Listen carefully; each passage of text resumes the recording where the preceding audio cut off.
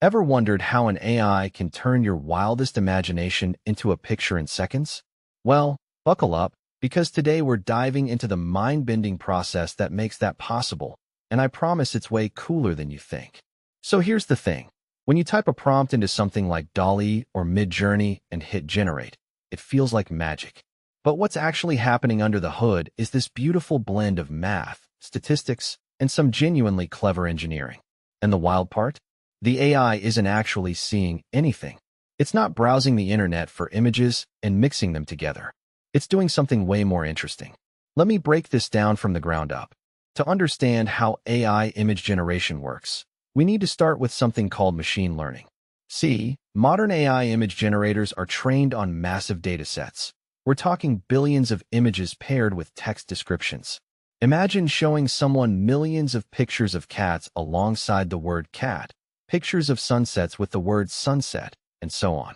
Over time, that person starts to understand the relationship between words and visual concepts.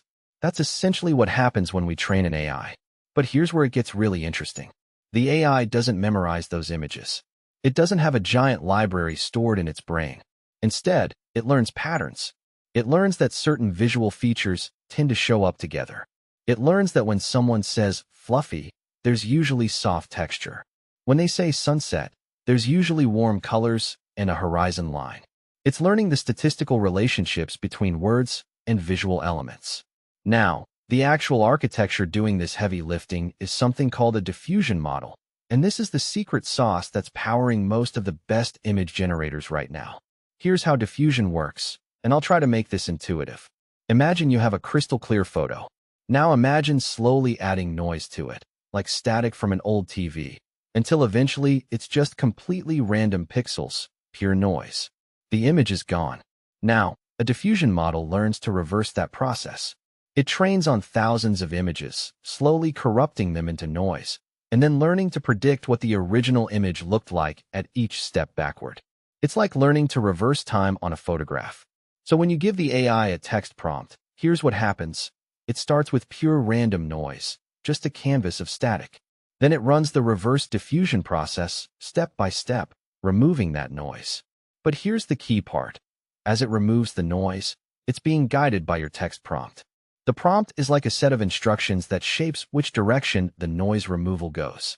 The AI is basically asking itself at each step, what would a slightly less noisy version of this image look like, given what the user asked for? It repeats this process dozens or sometimes hundreds of times, gradually refining the noise into something recognizable, something that matches your description. By the end, you've got an image. But wait, there's another crucial piece. The AI needs to actually understand your text prompt. It can't just see words as strings of letters. So before the diffusion process even starts, your text goes through something called a text encoder. This is usually a separate AI model that's trained to understand language. It converts your words into what we call embeddings, basically a mathematical representation of what your words mean.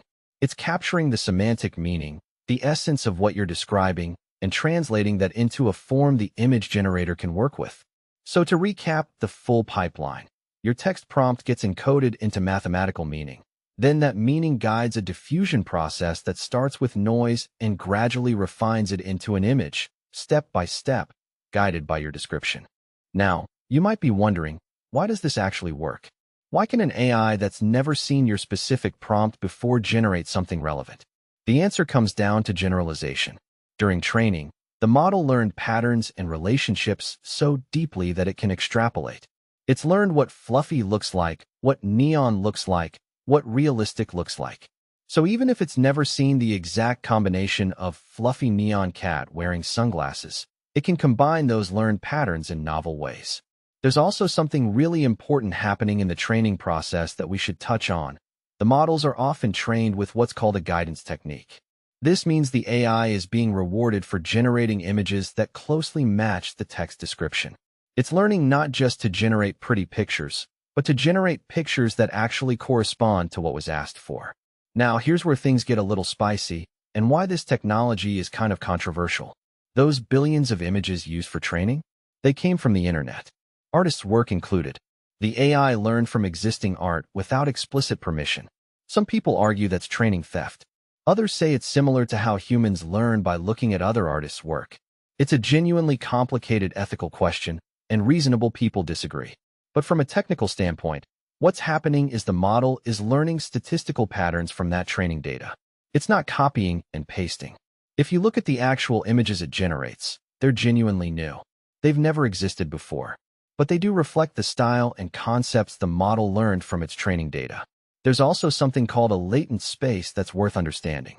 Instead of generating images pixel by pixel, which would be incredibly slow, modern generators work in what's called a latent space.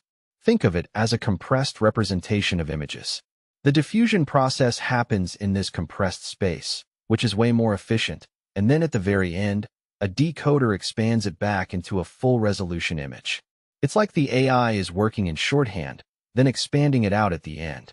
One more thing that makes these systems work so well is something called attention mechanisms. These allow the AI to focus on different parts of the prompt at different times while generating.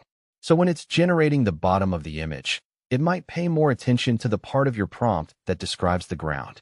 When it's working on the top, it focuses on the sky description. It's like having selective attention.